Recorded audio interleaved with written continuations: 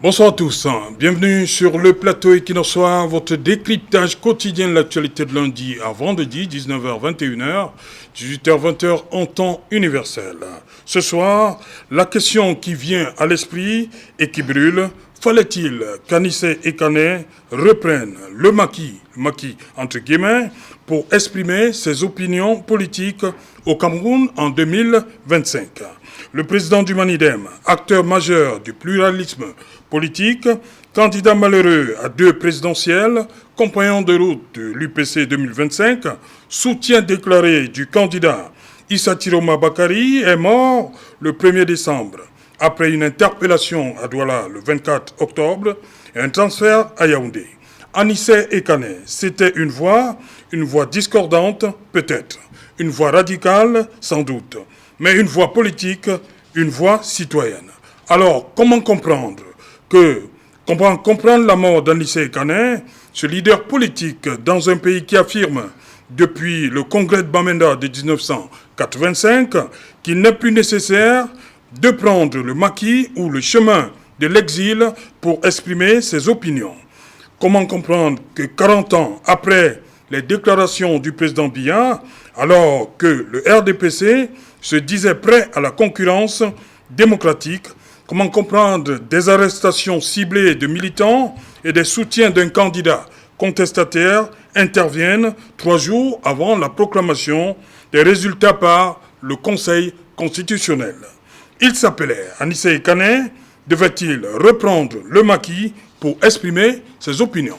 C'est le fait du jour, madame, monsieur.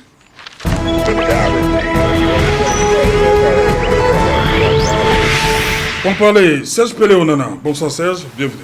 Merci Serge à retour. Bonsoir à mes co-panélistes. Bonsoir à vos nombreux téléspectateurs. Très ravi une fois de plus de faire partie de votre panel ce soir. L'occasion m'est donnée, comme d'habitude, de remercier également le Rassemblement démocratique du peuple camerounais pour le privilège qui a été fait à ma modeste personne pour prendre part à cet autre échange citoyen. Merci une fois de plus, Serge Alorotou, et merci surtout à nos nombreux téléspectateurs, toujours fidèles au rendez-vous. Voilà, merci. François-Xavier, Handicap, ouais. Bonsoir. Bienvenue, bonsoir. Une fois de plus. Oui, c'était important pour moi de revenir dans un laps de temps aussi court, eu égard à la gravité de la situation et du sujet. Merci de me renouveler ton amitié, Serge. Ok, merci. À côté de vous, c'est Simon Moukete. Bonsoir Simon, good evening, welcome. Good evening Sejala, thank you. Once more, I'm just coming from a journey, but I feel happy to be here. I think Cameroon once more is living a very historic but very, very sad moment in its political history. News like this, we don't want them to be in Cameroon. I mean, we thought we're away from this kind of attitude or this kind of situation that we're living today. I think it has to sound in our head like a bell ringing for us to stop and to switch completely to something different, because there is no way this country can continue like this. I think it's impossible for us to accept and to continue in this trail so sad that in which we are today is very, very bad. Ok, thank you. J'appelle Guy Elenbrosoni, bonsoir, bienvenue. Bonsoir Serge-Alain, bonsoir mes copanélistes, bonsoir à vos millions de téléspectateurs. Permettez également et recevez le bonsoir des populations du Montbarry comme d'habitude. Même si de ce côté nous sommes meurtris, j'aimerais également profiter de cette tribune, qui est la tribune du peuple, pour demander à la grande famille Bonangem, qui est la famille du défunt, Anissé Kané Monoga, d'être forte, parce que c'est un moment assez douloureux que l'on traverse de ce côté. À toutes les populations du Montbarry, nous avons perdu un enfant, nous le pleurons, mais le Cameroun a perdu un héros. Et ce soir, nous devons encore le remarteler. Anissé Kané est un héros. Et permettez également, Serge Alain, que je fasse en quelques secondes ce petit coup de gueule à l'endroit du peuple Sawa. Je viens du peuple Sawa, je suis de Bombari, mais j'aimerais tout simplement demander à certains, parce qu'il y en a dans nos regroupements respectifs, qui se permettent d'associer la mort d'Anissé Kané à son choix porté premièrement sur le professeur Maurice Kamto et deuxièmement sur le candidat arrivé deuxième à la présidentielle, M. Issa Tiroma Bakari. et quand Anissé Kane n'appartenait plus tout simplement au peuple Sawa, déjà, on n'a vu aucune élite Sawa se lever pour décrier et dénoncer l'arrestation ou le kidnapping d'Anissé Kane et sa déportation pour Yaoundé.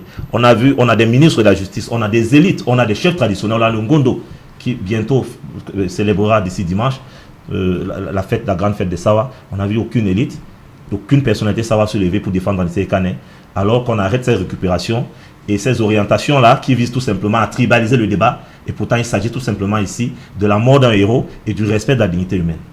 Ouais, tu me permets, parce que je suis aussi un peu concerné quand on parle. Oui. En fait, il y a la sœur d'Anissé Kane qui a réagi justement par rapport au... Je crois que c'est l'antithèse même de ce que Kane était, qu'il voulait incarner. Oui. À la fois par ses choix, qui étaient très souvent transpartisans, oui, par son engagement qui était transethnique, on le voyait au quotidien. Alors aujourd'hui, vouloir récupérer, vouloir opposer des tribus, alors qu'il y a une situation aussi grave qui devrait être plutôt un moment d'interpellation nationale, je trouve, et je te rejoins là-dessus, c'est extrêmement dangereux. À côté, la communauté Sawa doit savoir qu'elle doit se prendre à main pour s'affirmer. Ne pas chercher tout le temps à se défiler pour se faufiler dans des brèches aussi sordides que celle-là. Il y a des choses à faire que nous devons faire. Et je crois que des gens jeunes, je crois qu'il faut oublier un peu ceux qui reprendre le flambeau et puis construire des ponts, à la fois des ponts entre les Sawa et des ponts entre les Sawa et les autres communautés. Voilà, merci. Voilà, je vais lire... la naissance du RDPC. Il n'est plus nécessaire pour exprimer ses opinions de plan de Macky de vivre en exil ou de quitter sa famille. Paul Biya, discours politique général, on est à Bamenda. Juin 90, là on était en 85. Juin 90, lors du premier congrès ordinaire du RDPC, baptisé d'ailleurs le Congrès de la liberté et de la démocratie, le RDPC doit se préparer désormais à une concurrence éventuelle. C'est toujours le président Biya qui parle, président national du RDPC. D'abord, François Xavier, je commence par vous. Comment comprendre cette... Est-ce que, au regard de tout ceci, le président Kane devrait, comme ça l'indique là, prendre le chemin, comme ils disent, Macky, chemin de l'exil, vivre en exil ou quitter sa famille. Oui. Par rapport à ces choix opérés ces derniers mois, c'est ça qui conduit le président Kane en prison, on va le dire, entre guillemets. Ouais.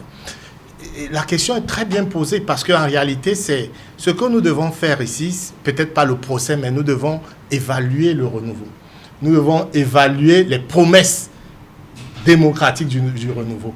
Et nous devons bien nous rendre compte que sur une période de 43 ans, au lieu d'aller, je ne sais pas, crescendo, on observe une dégringolade très inquiétante sur le plan des libertés humaines et de la liberté d'expression tout court. J'en veux pour preuve deux clichés forts. En 1992, John Fundi père, prétend avoir gagné les élections. Aujourd'hui, il est presque établi qu'il les avait gagnées, même si on n'aime pas trop le dire. Et ce qui se passe, c'est qu'il est assigné à résidence. Il revendique sa victoire, il est assigné à résidence, il n'est pas arrêté. Il n'est pas formellement capturé. 2018, il y a des élections, Maurice Kamto revendique sa victoire, on voit ce qui s'ensuit. Des arrestations sauvages. Des kidnappings à ciel ouvert. Maintenant, ce sont les militants du MRC. Oui. 2025, c'est beaucoup plus... on dit tous les soutiens. Ce n'est pas forcément les militants du FSNC. Voilà. C'est là où tu vois qu'on monte en grade dans la répression. C'est-à-dire qu'il s'agit d'éliminer toute velléité. Anissé Kane n'était pas militant du FSNC. Encore moins le professeur Abariono. Encore moins Florence Ticho. Et Aloïs Parfumboum. Tout à fait. C'est là où se décrypte la volonté de totalisation de l'espace public et l'espace politique. C'est-à-dire qu'il ne faut laisser aucune sorte de... Et puis il y a aussi la répression ici sert de symbole. et de découragement, c'est-à-dire pour ceux qui auraient l'idée et c'est pour ça qu'elle est si sauvage et c'est pour ça qu'elle est si violente. Et finalement, on conduit à quoi? De la promesse démocratique, on en arrive à un ensauvagement de la vie publique. On arrive à une déshumanisation, à l'infrahumanité, c'est comme ça qu'on appelle ça. Nous avons perdu, nous perdons progressivement ce que c'est la valeur humaine, l'homme, la vie, la valeur sacrée de la vie, qui est célébrée à la fois par la chrétienté et par nos traditions. C'est pour ça que Saint-Germain, tu vois, il y a foncièrement un amour pour la vie. C'est pour ça que nous postulons à l'immortalité, que ce soit dans nos traditions, c'est pour ça qu'il y a certains le culte des morts, ou bien dans la tradition judéo-chrétienne où on voit même Jésus ressuscité. Alors qu'on arrive à banaliser, à désacraliser la vie ainsi, c'est donc le résultat de ce recul grave de la démocratie. Donc cette promesse démocratique dont tu viens de parler s'est transformée au fil des années en un recul démocratique grave. Et le spectacle que nous donnons au Cameroun aujourd'hui, sur le plan des libertés politiques, même des droits de l'homme. N'oubliez pas, récemment encore, nous avons pleuré un de nos confrères, Martinez Oru, qui a été assassiné d'une manière sauvage. Sauvage. Et quand je dis perdre le sens de l'humain, tu vois donc, avec Anissé Kane, on séquestre un homme qu'on sait malade, on l'arrête. Alors, moi j'entendais Ariette Ekwe dire l'autre jour, pourquoi, si vous voulez même, pourquoi ne pas le mettre en résidence surveillée? Pourquoi ne pas avoir un peu d'humanité, même dans ce que vous voulez faire? Donc, ce n'est même plus une question de démocratie. C'est une question d'humanisme, d'humanité. Et je crois que c'est très grave. Il y a un minimum, il y a un consensus républicain que nous devons avoir aujourd'hui, que nous devons poser sur la table, indépendamment des partis politiques, pour dire il ne faut plus que ça arrive dans ce pays. Voilà, merci. Ça, je parlais justement, j'ai parlé de ces deux déclarations du président Biya, 85 et 1990. Donc voilà que c'est très loin de ce que pensait le président Biya, ce que nous vivons en 2025. Pour ta vie là-dessus. Ok, eh bien, monsieur Autour, il faut déjà resituer les choses dans leur contexte. Commençons d'abord par la liberté d'opinion, puisque vous l'avez si bien rappelé, et le président national l'avait dit, plus besoin d'entrer dans le maquis pour exprimer ses opinions. Alors, si on reste dans ce registre-là, avant d'aborder la question de la compétitivité politique, commençons donc par ce volet relatif à la liberté d'opinion. Permettez-moi déjà, au nom de la famille politique que je représente, de présenter au nom de cette famille justement toute notre compassion, nos condoléances profondes à la famille du valeureux citoyen Georges Anissé Kane, qui nous a quittés. Nous présentons également à son mouvement politique, le Manidem, nos sincères condoléances, à son épouse, à sa famille nucléaire, ainsi qu'à l'ensemble du peuple camerounais, parce qu'il ne s'agit pas seulement d'un acteur politique que nous perdons, il s'agit d'un patriote et un valeureux citoyen qui a toujours mis en avant ses convictions et qui les a exprimées valablement. Nous y reviendrons tout à l'heure. Mais au-delà même du Cameroun, il faut dire que c'est un panafricaniste que le Cameroun et l'Afrique perdent, parce que quand vous suivez bien le titre de sa famille politique, c'est bien le mouvement africain pour la nouvelle indépendance et la démocratie. Donc on va au-delà du Cameroun. C'est un héros africain que nous perdons. Maintenant, je reviens donc à votre préoccupation, d'abord sur le volet de l'opinion. Vous ne pouvez pas dire aujourd'hui que M. Georges Anissé Kane, de regretter mémoire, n'a pas exprimé ses opinions, puisqu'il a été candidat à 2 reprises à l'élection présidentielle. Sa candidature a été validée. Il a présenté son projet de société qui s'appuyait sur ses convictions et sur ce qu'il entendait faire du Cameroun. Il n'a pas eu, dans ces 2 expériences présidentielles, l'aval du peuple, c'est-à-dire l'adhésion populaire. Et avant cela, il avait déjà créé son mouvement politique, le Manidem, qui fonctionne encore jusqu'aujourd'hui, qui va fonctionner même après lui, un mouvement politique parmi tant d'autres dans le paysage politique national. Donc, là aussi, on ne peut pas dire que c'est quelqu'un qui a été muselé par son pays. Il a toujours défendu ses convictions. Et si nous restons même dans le cadre de la dernière élection présidentielle, celle du 12 octobre dernier, M. Georges Anissé Kané, n'étant pas retenu parmi les candidats à cette élection présidentielle, n'était pas candidat, mais il a eu la liberté de faire le choix d'investir le professeur Maurice Kamto à cette élection présidentielle. Cette investiture n'a pas prospéré. Ensuite, il a eu en même temps la liberté de se rabattre sur M. Issa Chirouma Bakari, qui justement a réalisé une très belle performance à l'arrivée. Donc, s'il a été interpellé, il faut restituer le contexte et dire la vérité aux Camerounais, parce que la mort n'absout pas tout, M. Otto. Ce n'est pas parce qu'il y a eu le départ de M. Georges Anissé Kané qu'on va en même temps se cacher derrière la réalité, parce qu'il n'y a pas de justice en vérité. Et M. Georges Anissé Kané a été interpellé pour des faits qui ont été publiés, notamment la rébellion, n'est-ce pas, la révolution, justement l'insurrection, la fraude électorale. Nous ne vous permettrons pas de salir la mémoire de M. Kané, s'il vous plaît, s'il vous plaît. Voilà. Je crois que ce n'est pas vous qui donnez la parole. S'il vous plaît. Ok, donc il y a eu également un motif de fraude électorale et écrit, public et authentique. Donc voilà, sans être exhaustif, quelques motifs qui ont été donnés par la justice. Fraude électorale? Oui, fraude électorale écrit, n'est-ce pas, public et authentique. Donc il y a ces motifs-là. Fraude électorale, on veut comprendre, il a falsifié les PV, c'est quoi? Nous n'en savons pas davantage au RDPC, mais nous savons qu'il n'a pas été interpellé pour rien. Il y a des faits qui lui étaient reprochés. Deuxième chose que les Camerounais doivent comprendre, parce qu'il y a eu beaucoup de contre-vérités. Quand on dit qu'il a été certes interpellé, comme disait François Xavier, on le savait malade. Tout à fait. Parce que dans la sortie du ministère de la Défense, même celle du porte-parole du gouvernement, on évoque des pathologies. Qu'il avait des pathologies. C'est la raison pour laquelle, justement... avec cet élément, il ne devrait pas bénéficier d'un certain... Naturellement, il en a bénéficié. La preuve, c'est qu'arrivé à Yaoundé, depuis le 24 octobre 2025, il n'a pas été mis dans une cellule. Il a été interné au centre médical militaire de la gendarmerie nationale, au camp Yayap, de Yaoundé, pendant tout son séjour. Il n'a pas fait la cellule. Ça, c'est la première chose qu'il faut dire aux Camerounais. Et les dépenses, que ce soit de scanners, de médicaments et tout ce que vous connaissez, radiologie, etc., ont été pris en charge par la gendarmerie nationale. Ça, c'est la deuxième chose.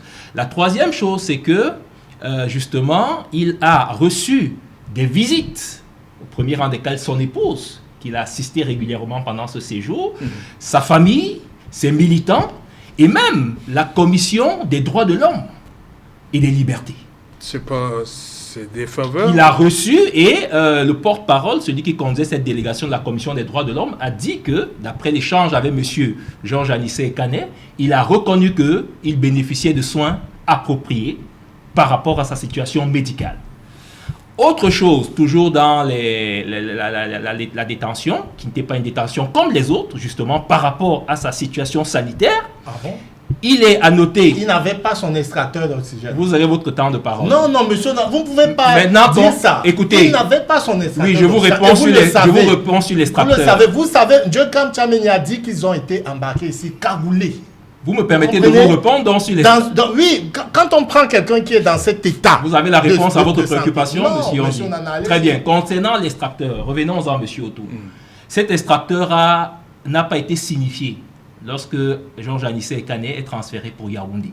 Cet extracteur restait entre les mains d'un frère à lui, d'un ami. Non, mais ne dénaturez pas la monsieur Nana. Vous n'en savez rien, vous ne savez rien de la situation de monsieur Kané, de sa déportation de Douala jusqu'à Yaoundé. Parce que les informations que vous donnez sont fausses. Très bien. Et je vais vous répondre tout à l'heure. Je continue. Voilà, vous avez le temps. Pourquoi non, allez-y. Allez-y. La vérité n'a pas besoin. Non, mais le mensonge, il met en colère. Très bien. Donc, nous continuons. C'est vous qui parlez de l'extracteur.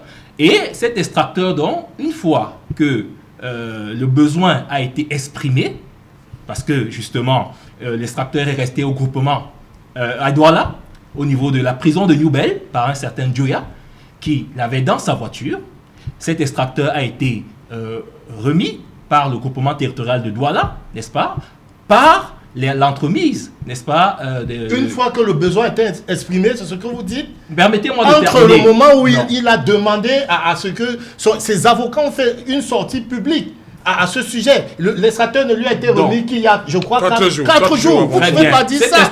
Avant que et il est prouvé aujourd'hui que sa situation sanitaire s'est dégradée. La version du RDPC. Très bien. Avant que mais l'extracteur attendez. arrive, l'extracteur de la gendarmerie nationale faisait déjà le travail. Non. Parce qu'il a été mis sous assistance respiratoire alternative. C'est-à-dire qu'une administration d'oxygène pur et un extracteur, n'est-ce pas, justement, fourni par la gendarmerie nationale. Et cet extracteur était de meilleure qualité, d'après justement des sources bien introduites, et avait une meilleure capacité, parce que celle qu'il disposait avait une capacité de 3,5, un débit de 3,5 litres par minute.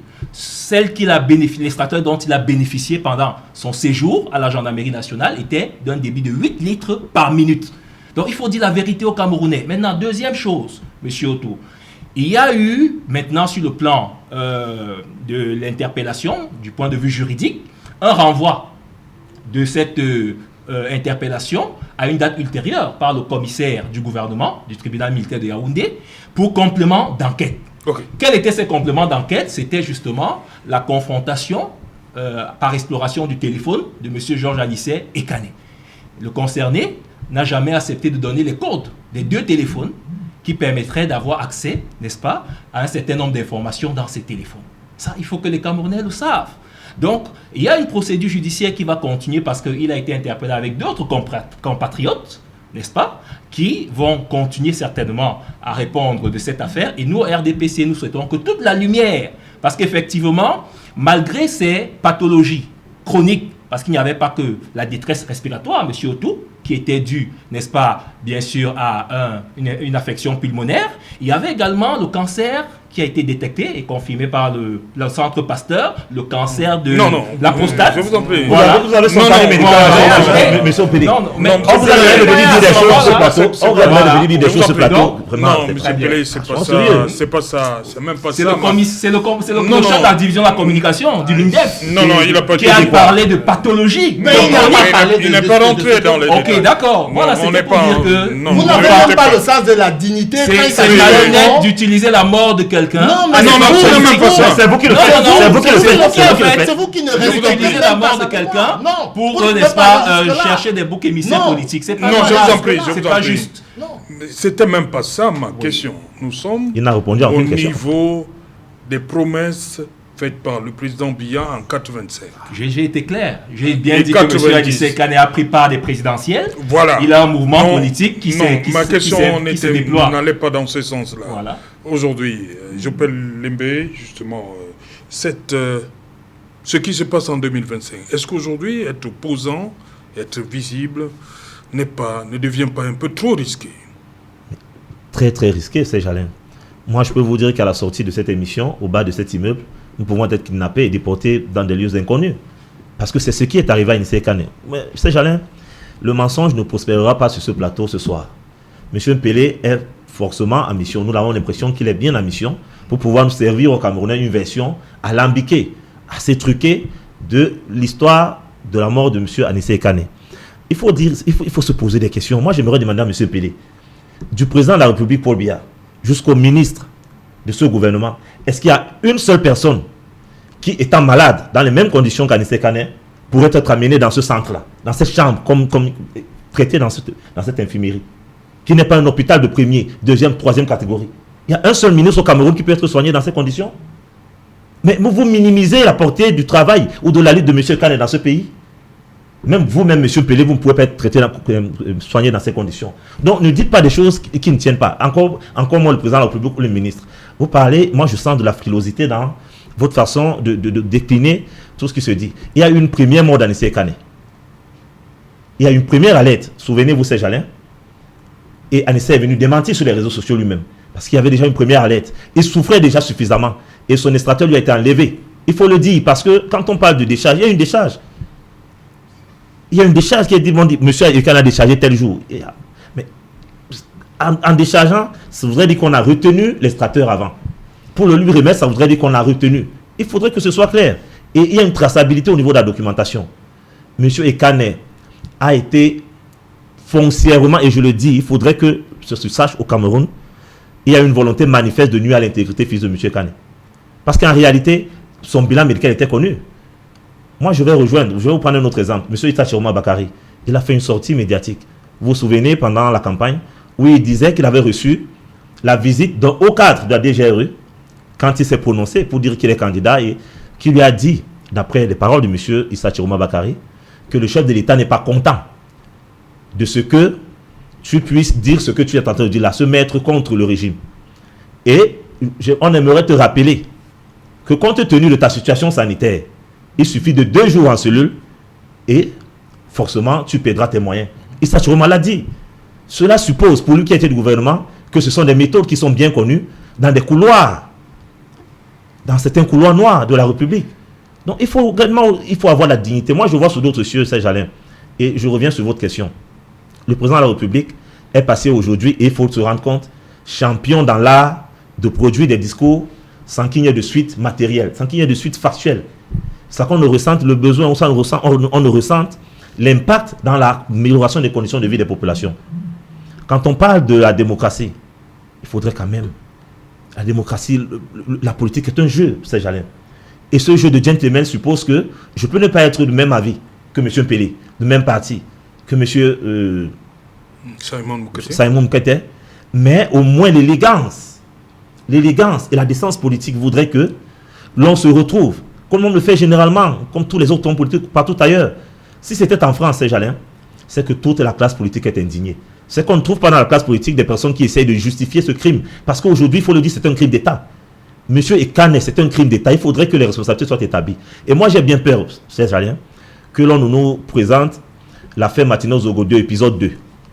C'est-à-dire que c'est aujourd'hui, en écoutant les témoignages lors du procès, qu'on se rend compte que ce n'est pas forcément toutes les versions qui nous étaient présentées au départ. Maintenant, on commence à approcher peu à peu de la vérité. Et j'ai bien l'impression que la version que nous donne M. Mpélé, c'est une version qui est préfabriquée. Il y a un exemple qui est patent. La famille s'est plainte hier de l'autopsie. Mais comment peut-on réaliser l'autopsie sans que la famille n'ait désigné des représentants?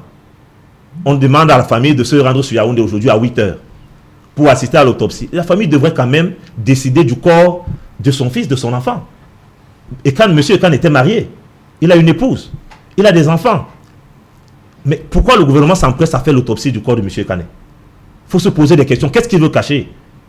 Il faudrait que la vérité soit sur Serge Alain. Mais je le dis encore, nous sommes peut-être en train de vivre ou de commencer à vivre le pire mandat du renouveau parce qu'il démarre fort. Là où on nous a promis grandeur et espérance, nous sommes en train plutôt de virer vers des arrestations massives. Le ministre Tanganji nous a dit dernièrement lors d'une sortie que des enquêtes étaient en cours. Des enquêtes en cours et peut-être on assistera à d'autres arrestations. Vous voyez la psychose dans laquelle la population est plongée. Parce que nous avons peur. Moi, je peux sortir d'ici et on m'arrête. Et vous également, Serge Alain.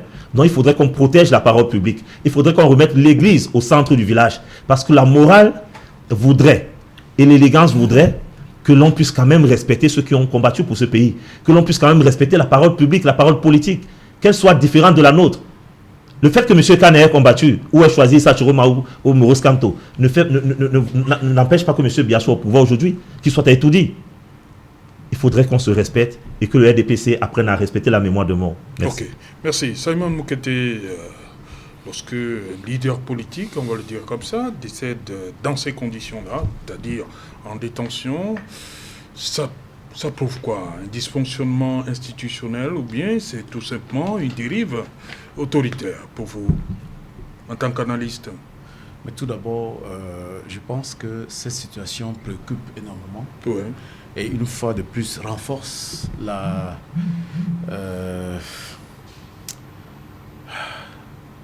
c'est difficile. Le pays est en train de prendre des virages qui ne sont pas bien. Je pense qu'il n'y a pas d'explication à donner. J'ai écouté notre frère tout à l'heure, c'était pas bien. C'est comme un abus. Le fait d'essayer de justifier des choses. Je pense qu'il faut s'indigner. Parce que nous avons fait, vous savez, ma position a toujours été claire, c'était de trouver une solution. C'est-à-dire que je suis toujours porté vers la solution, même si c'est tendu comment les hommes doivent te parler.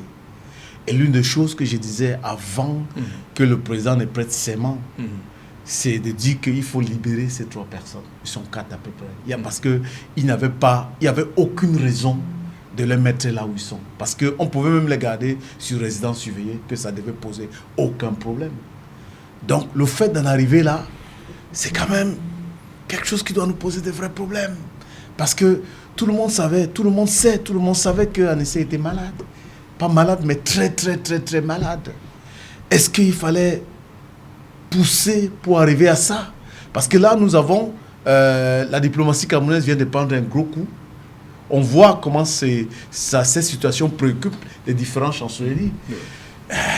On se pose des questions. Est-ce que ça peut continuer comme ça? Il était malade, mais on pouvait l'évacuer. Si c'était nécessaire, on pouvait l'évacuer. On ne pouvait pas le garder là où il était là. Parce que c'est quand même pas n'importe qui. C'est Anissé Kane. C'est la Bible. C'est la Bible politique. C'est la Bible historique. L'un des rares. Il n'y en a presque plus. C'est-à-dire qu'en dehors de lui, Alice... Arrête Ekwe et peut-être quelques personnes de l'époque. Même Monseigneur DPC, vous avez le ministre de la Communication, vous avez quelques personnalités comme ça, Bello Bouba, Issa Chiroma, quelques personnalités comme ça le ministre Moustapha, il n'y en a plus beaucoup de ce trempe-là que nous avons dans ce pays. Parce que le fait que ces personnes sont négligées et parce qu'on n'avait pas besoin de l'arrêter. Ce qui m'inquiète, c'est que quand on l'a arrêté, on a donné des raisons pour lesquelles on les avait arrêtés. Tout le monde savait que c'était n'importe quoi. Et que quand on voit les personnes qui annonçaient ça avec émerveillement, avec jubilation dans les réseaux sociaux, cette arrestation en mettant des photos montées, quand même un enfant de CPE pouvait faire de meilleurs montages que ça, pour afficher ça et dire voilà un trophée. Ça fait mal. Ça fait mal. Parce que ce pays que nous aimons tant, mais malgré tout ça, je pense que nous pouvons toujours sortir de cette situation. Mais je suis désolé, il faut d'abord accepter que voilà mes limites avant de commencer à parler de diagnostic. Si on n'est pas capable d'accepter que la situation dans laquelle se trouve le Cameroun aujourd'hui, le Cameroun est descendu, et nous ne faisons que descendre. Et quand on aime tellement ce pays, comme beaucoup d'autres personnes le font, comme nous autres, on est quand même inquiet. Parce que si l'histoire s'en va de cette façon-là, aussi facile, aussi lamentable, que l'histoire s'en va comme ça, s'efface, eh oui, on est en mesure de poser cette question. Est-ce qu'il faut rentrer à Maki pour exprimer ce qu'on a envie de dire? Surtout des personnes qui sont tellement inoffensives comme lui. On a vu comment il est sorti contre les Ambazoniens.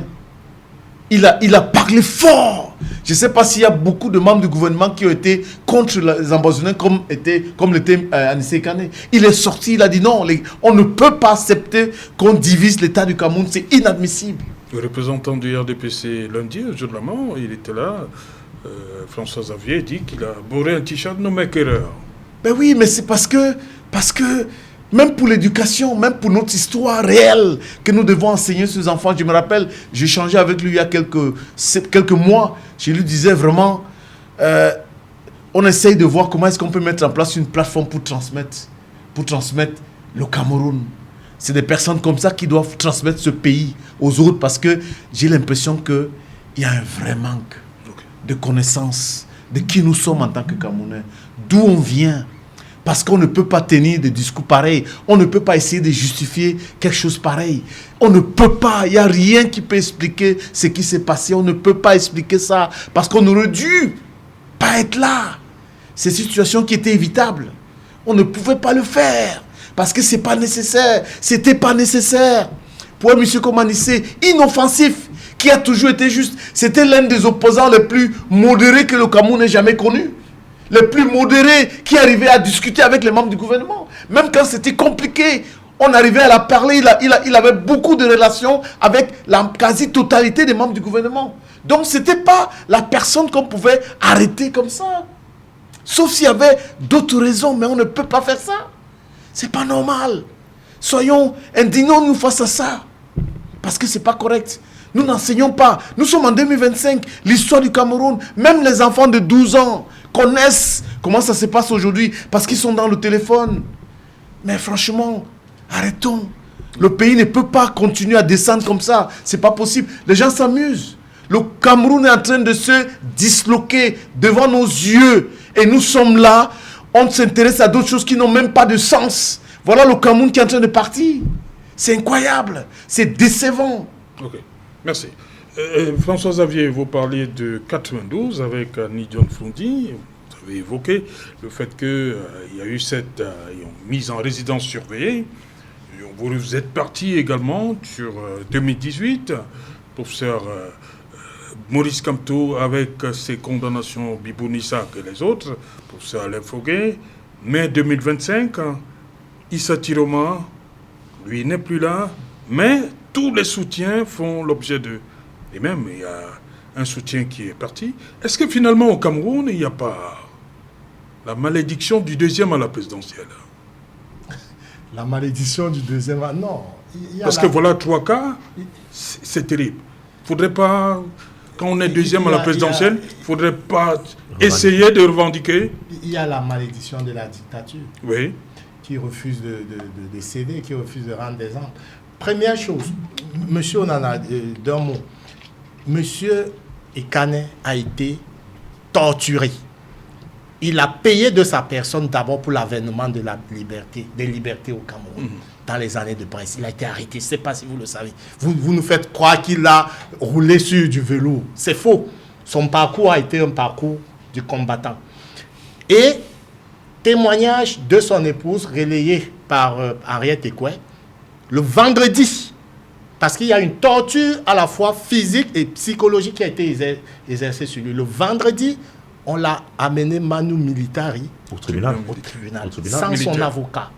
Et là, il a fait un malaise. Ouais. On a même craint pour sa vie, ce vendredi-là, déjà.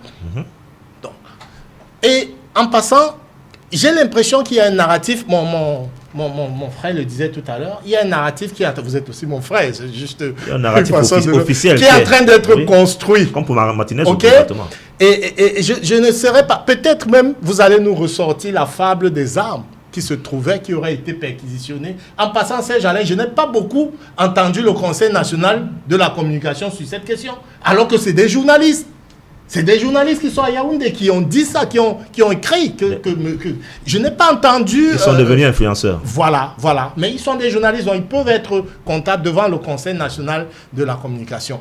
En fait, Serge Alain, ce que je disais, c'est qu'il y a donc une dérive sécurocrate. Il y a une dérive, il y a des faucons brutaux qui ont totalement pris la main. Et même ceux au sein de l'appareil qui ont des velléités progressistes, j'ai l'impression qu'ils sont muselés. Et c'est pour ça que l'autre jour ici, j'en appelais. Parce qu'il ne s'agit plus pour moi d'une question de parti politique. Il s'agit de s'élever pour la dignité humaine. Oui. Pour la dignité humaine. Sinon, nous allons totalement plonger. Et puis, monsieur Onana, je n'ai pas de leçon à vous donner, mais essayez d'être du bon côté de l'histoire. Parce que ce que l'on pose, ce que l'on dit aujourd'hui, risque de nous suivre. Il y a des questions sur lesquelles nous devons faire chorus et dire ici, non, nous sommes pas... Déjà même au sein du gouvernement, il y a des gens qui le reconnaissent. Il y a des gens qui le reconnaissent. Je ne vois pas pourquoi vous venez ici raconter ce genre d'ineptie alors que c'est carrément un crime d'ampleur inédite. Alors, tout à l'heure aussi, Serge Alain, d'un mot, on évoquait... Vous êtes le juge en charge de l'affaire? Non, on évoquait... Vous avez dit à l'ascension. Non, on évoquait faites très attention, des gens qui ont bénéficié des évacuations sanitaires. Non, laisse-moi finir. Oui, vous m'avez interpellé. Moi, je me pose la question. Empêchant de répondre à la deuxième question. Non. Si je fais une parenthèse, c'est pas grave. Ok. Alors, il y a donc des gens qui ont détourné, qui ont pillé les fonds de ce pays, qui ont été arrêtés et qu'on a laissé partir. Oui, c'était en prison, on l'a laissé partir. Oui, on les a laissés partir. Se soigner à hauteur de millions. Voilà un monsieur qui s'est battu, non seulement, et monsieur Moukete le disait tout à l'heure, quelqu'un qui avait le sens non seulement élevé de la nation, de la patrie, mais qui savait dialoguer, y compris avec des membres du gouvernement. Je crois que le message sibyllin qui se cache là-dedans, c'est pour dire même vous les modérés, Oui, si vous osez, on va vous traquer avec C'est la clair, c'est dernière clair. énergie. C'est un message extrêmement négatif. Et puis, je le redis, il ne s'agit pas de défendre le RDPC ou Oui. bien de défendre quelque part. c'est pas une affaire de parti C'est une affaire de dignité humaine. et de république. On a avec ce genre de geste, avec l'assassinat de Martinez Ogo et puis cet assassinat, on rompt le contrat social. Ce qui nous lie, c'est un contrat social. C'est une entente sur un minimum de règles. C'est des lignes rouges qu'on se trace.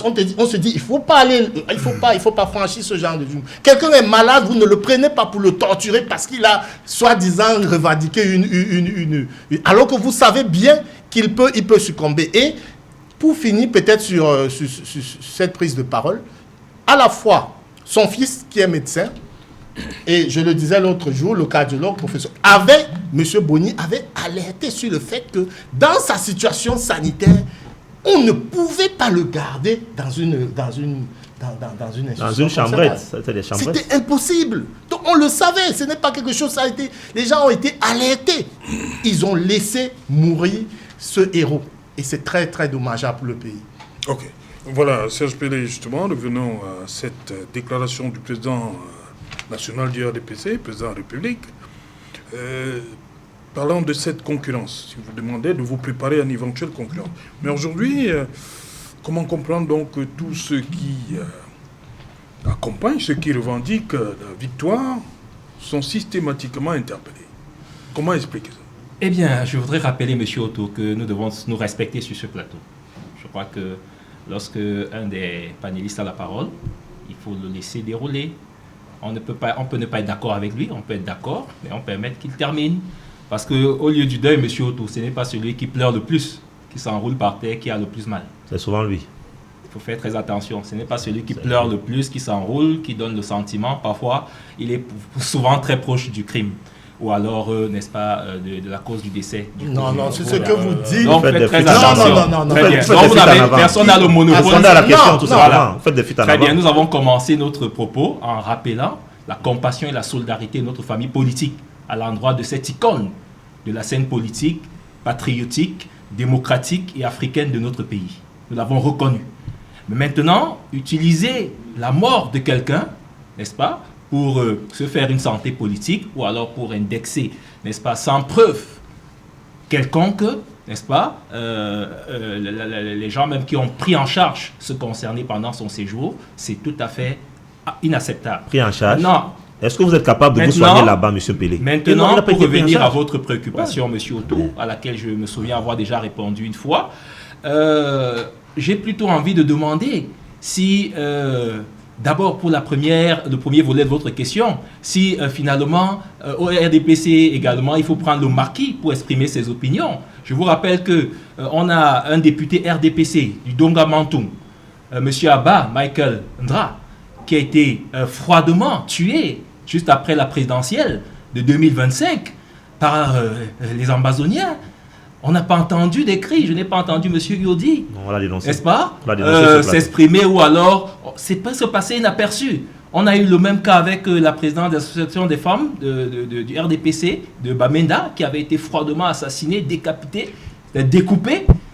On n'a pas entendu beaucoup de bruit. On a le sentiment qu'aujourd'hui, parce qu'on est de l'idéologie du parti en place, on peut disparaître d'une manière effroyable et ça ne gêne personne. Et parce qu'on aurait été opposant, que ça va, n'est-ce pas, forcément, on va trouver au régime, n'est-ce pas, d'être un assassin criminel aussi facilement, alors qu'on n'a aucun élément pour le prouver. C'est de la mauvaise foi, et c'est ça qui divise davantage notre société, qui laisse le sentiment que l'État qui doit nous protéger, et qui nous protège, parce que c'est sa fonction régalienne, soit malheureusement le bourreau qu'on veut vendre aux Camerounais. Sur le plan patriotique et sur le plan sécuritaire, c'est très dangereux, M. Otto, ce message. Il est très dangereux pour le Cameroun et pour l'avenir du Cameroun. Maintenant, pour ce qui est de la compétition électorale, j'y reviens. Vous allez constater, je prends juste les régionales qui viennent de s'achever. Nous avons eu un deuxième à la dernière élection présidentielle. Pour revenir sur la malchance du deuxième entre guillemets, les deuxièmes à l'élection présidentielle du Cameroun ont toujours obtenu le résultat des erreurs qu'ils ont eux-mêmes volontairement prises. Quand vous prenez John Fundi en 92... Non, quand je dis qui refuse... ma chance du deuxième, c'est-à-dire ceux qui contestent la victoire du premier. Oui, nous sommes d'accord, qui contestent. Oui. Il y a eu une contestation. Je dois vous rappeler, M. Otto, qu'il y a des voies de recours lorsqu'on veut contester une élection présidentielle. Ce n'est pas en appelant dans les Camerounais à la rue. Tout ce qu'on a observé pendant la crise post-électorale, là, qui a aimé ça, M. Otto? Qui a aimé ce climat d'insécurité totale qui a été justement provoqué par des appels d'un candidat loin du champ de bataille? Et à ce niveau, le RDPC a toujours salué la vaillance de M. Georges Anissé Kané, qui a toujours été au front du combat. Il n'a jamais appelé à aller batailler en étant derrière, ou en étant dans un autre... Ou en étant dans un autre... Pourquoi il a donc été interpellé? Très bien. Donc, ça, c'est une attitude héroïque. C'est quelqu'un qui a toujours été... Très bien. Pourquoi il a donc été interpellé? Je vous ai donné des éléments qui ont été rendus... Parce que vous dites que... qui ont été publiés par la justice, qui ont justifié l'interpellation. C'est pas le RDPC qui a mené l'interpellation. Donc il y avait un mandat. Mais nous reconnaissons le courage et nous l'avons toujours salué de ce vaillant citoyen camerounais qui est toujours allé au front de ses idées et qui n'a jamais appelé, n'est-ce pas, étant dans un autre pays ou étant en arrière, n'est-ce pas, en voyant, n'est-ce pas, les autres sur la rue et jouant, n'est-ce pas, les bons samaritains en arrière. C'est ça dans la récupération. Il faut condamner cela. Il faut condamner cela parce que c'est lui qui a investi M. Issa Chiroma Bakari. C'est lui qui dit que si le candidat consensuel de l'opposition, c'est M. Anissé Kané. Et Madame Henriette Ekwela, voilà. Oui, sauf que celui qui qui s'est autoproclamé élu de l'élection présidentielle et où il n'est jamais allé au front, il n'est jamais descendu. Vous l'avez poussé en exil. Mais ce qu'il a provoqué pendant la crise post-électorale, M. Otto, il y a eu des pertes en vies humaines, il y a eu des dégâts matériels humains et il continue dans cette logique-là. Monsieur Kané est mort. Monsieur Kané est mort. Lorsque vous êtes un patriote, vous avez une contestation à faire, il y a des voies de recours légaux qui sont prévues. Et qu'est-ce que M. Kané a fait pour mériter ce qu'il a eu? Voilà la question qu'on vous pose. Je peux vous donner mon temps. Qu'est-ce qu'il a eu pour mériter ce qu'il a eu? Merci, on va continuer. Merci, cher monsieur. C'est le temps du journal. Madame, monsieur, dans un instant, Uringonomala pour le 20h le plus attendu de la planète. Et juste après, Equinox Soir, deuxième partie, le temps du débrief.